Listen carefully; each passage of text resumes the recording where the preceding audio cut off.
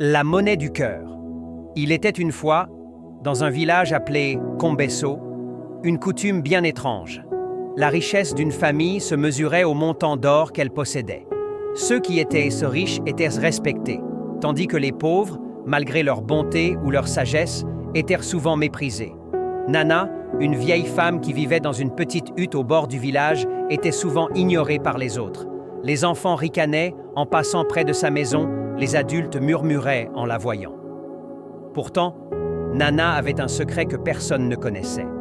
Elle possédait une sagesse inestimable, transmise par ses ancêtres. Un jour, une grande sécheresse s'abattit sur Kombeso.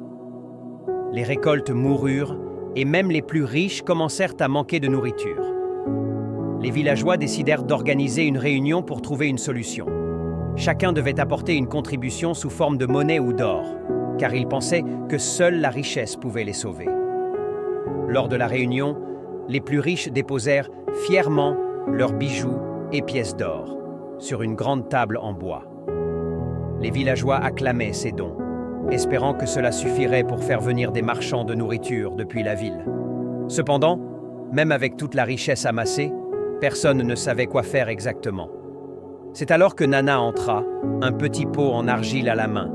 Les murmures fusèrent. « Que peut bien nous apporter cette vieille femme pauvre ?» Sans prêter attention, Nana ouvrit son pot. À l'intérieur, il n'y avait ni or ni argent, mais une poignée de graines.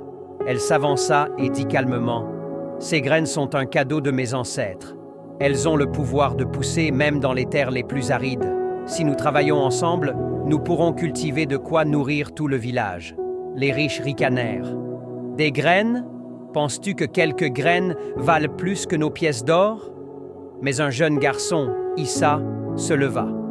Il regarda les graines, puis la vieille femme, et dit « Peut-être que la richesse n'est pas ce qu'on pense.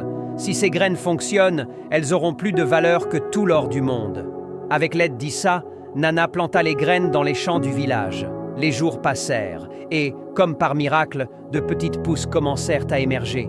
Peu à peu, les champs redevinrent verts, et la vie revint au village.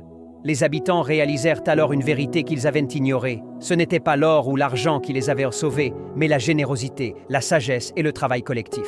À partir de ce jour, Kombeso changea ses traditions. La richesse ne fut plus mesurée en pièces d'or, mais en actes de bonté et en contribution au bien-être du village. Et Nana, autrefois ignorée, devint une figure respectée et aimée de tous.